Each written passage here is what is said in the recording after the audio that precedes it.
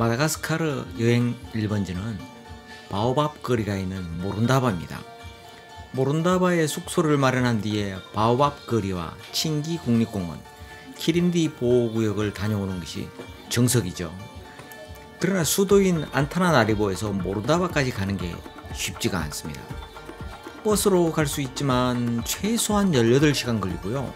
도로 상태가 아주 안 좋아서 소위 말하는 아프리칸 마사지를 계속 경험합니다. 비행기가 있기는 합니다. 1화 목요일 중 2, 3회 운행하는데 고정된 일정이 아니기에 운행 정보를 꼭 확인해야 합니다.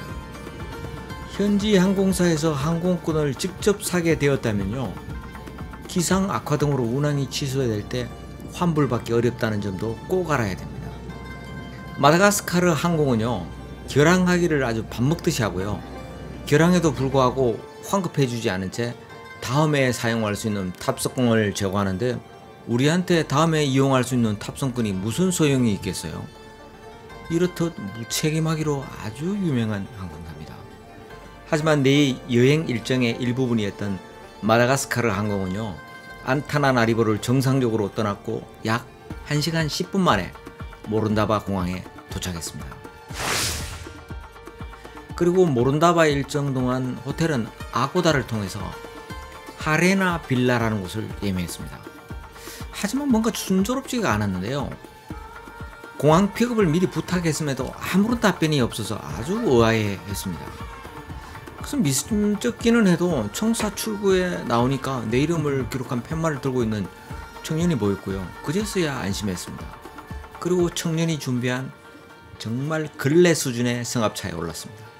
그리고 이 걸레 같은 승합차는요, 아고다 지도에서 확인했던 숙소와는 전혀 다른 곳으로 나를 데리고 향하더니 집도 없고 길도 제대로 없는 숲속으로 30분간을 달려가서 멈췄습니다.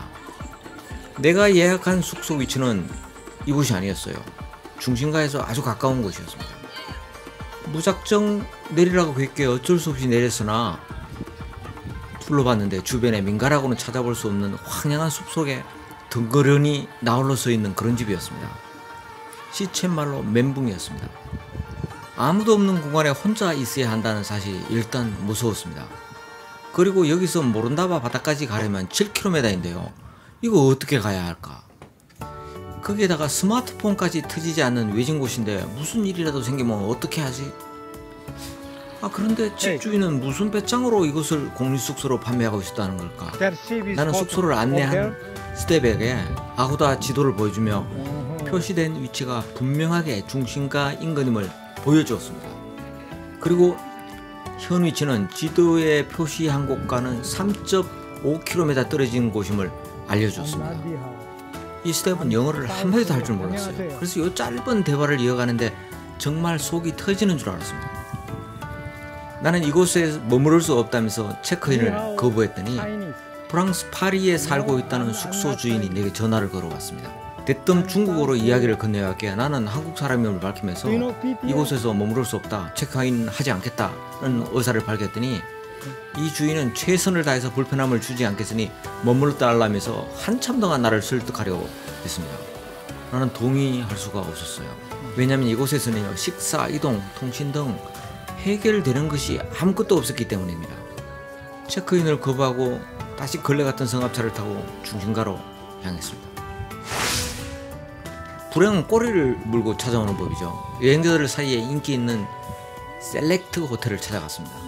하지만 공실이 없었습니다.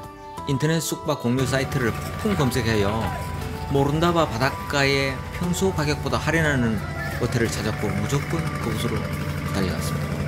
킬리 하우스였는데요, 평소에는 75,000원이지만 공실이 많은 탓인지 50,000원으로 할인하고 있었습니다. 여행자들은 직접 호텔을 찾아다니면서 예약하기 어려워서 호텔 부킹 플랫폼인 아고다, 호텔스닷컴, 에어비앤비 등을 이용하는데 이들 플랫폼은 15% 내외의 수수료를 받습니다. 이 때문에 여행자가 직접 호텔로 찾아가면 호텔에서는요, 수수료 비용만큼 할인해주는 경우가 많습니다. 나는 아고다로 곧바로 예약하지 않고 호텔 관계자에게 현장 결제를 할 테니까 추가 할인을 해다오 라고 요구했지만 관계자는 오히려 평소 숙박비인 1박에 75,000원을 청구하면서 양보할 기미를 보이지 않았습니다. 나는 관계자에게 당신의 호텔은 공실이 많아서 할일 중인데 어떻게 직접 찾아온 손님에게 정가를 요구하냐면서 항의를 했으나 모르쇠로 일관하면서 배째라는 표정을 지었습니다. 결국은 관계자가 보는 앞에서 아고다를 통해서 할인가로 숙소를 결제했더니 스테븐 어데런가로부터 걸려온 전화를 받은 뒤에 체크인을 허락했습니다. 잠깐 사이에 호텔과 관련해서 이상한 일을 2번이나 겪은 거죠. 왜 이럴까 아주 궁금했는데 원인을 나중에 알게 됐는데요. 마다가스카르 호텔 대부분은요 외국인 소유로 주인은 현지에 없습니다. 주인은 원격으로 호텔 부킹 플랫폼을 통해서 예약 관리와 결제만 진행하고 관리는 현지인에게 맡기는 책입니다. 옛 속담에 호랑이 없는 굴에 토끼가 왕노릇한다는 얘기가 있습니다. 주인이 없으면 하인이 제멋대로 행동하면서 상황을 통제하려 한다는 것을 풍자적으로 표현한 건데요. 지금 상황과 꼭 맞는 말입니다.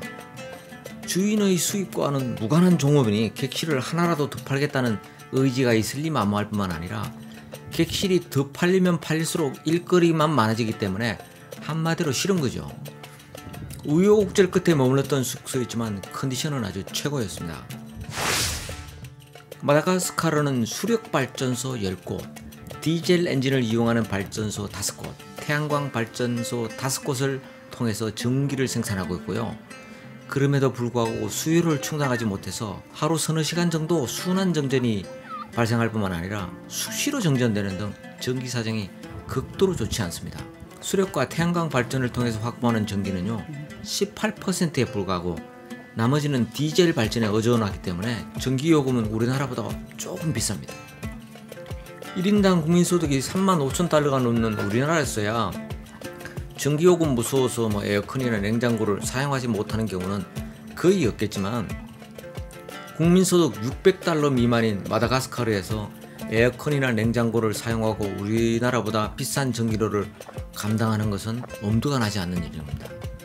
이 때문에 에어컨 없는 호텔이 아주 많습니다. 하지만 킬리하우스에는요 에어컨이 빵빵하게 나왔고요. 증전 즉시 자체 발전기를 돌려서 전기를 공급했습니다.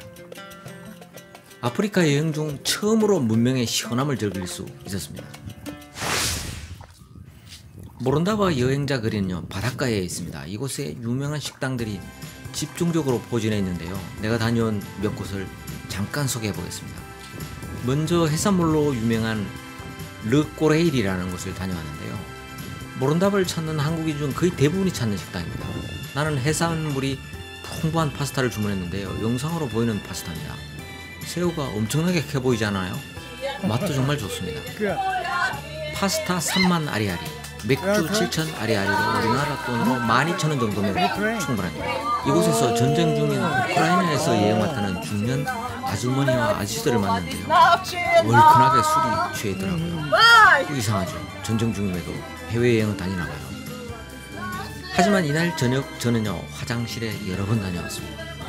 그 원인은 앞에서 말한 것처럼 마다가스카르 대부분 식당에서도요 전기요금 무서워서 냉장고를 운영하지 않은 탓에 해산물이 싱싱하지 않아서 발생한 것이 아닌가 여겨졌습니다. 나쁜 운이었으면 아닐 수도 있죠.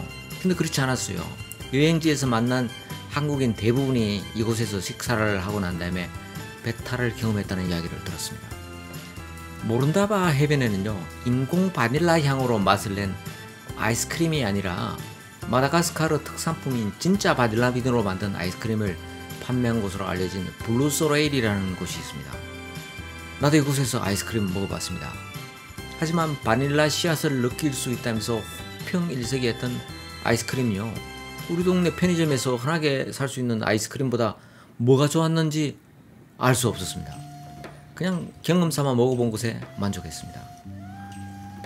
아프리카 여행 중 배탈을 달고 살았습니다. 특히 해산물과 육류가 들어간 음식을 먹는 날은 거의 배탈 났던 것 같아요. 그래서 선택한 곳이 라 깜파니아라는 곳이에요. 이 레스토랑에 이번에는 베지테리안 파스타를 먹어봤습니다. 맛과 양이 아주 풍성했고요. 2만 아리아리, 7,000원으로 가성비도 좋았습니다. 이곳은 프랑스인이 주인이자 메인 셰프로 현지인들 사이에 적당한 가격에 품질 높은 음식을 제공하는 레스토랑으로 입소문난 곳입니다. 특히 해산물의 상태가 좋은 것으로 알려진 만큼 모론다바 가신다면 꼭 찾아가 보기 바랍니다. 이번 편은 여기까지입니다. 다음 편은 모론다바 찾은 궁극적인 목표인 바바업 거리를 다녀오는 이야기를 하겠습니다. 구독과 좋아요, 알림 설정과 댓글 부탁합니다.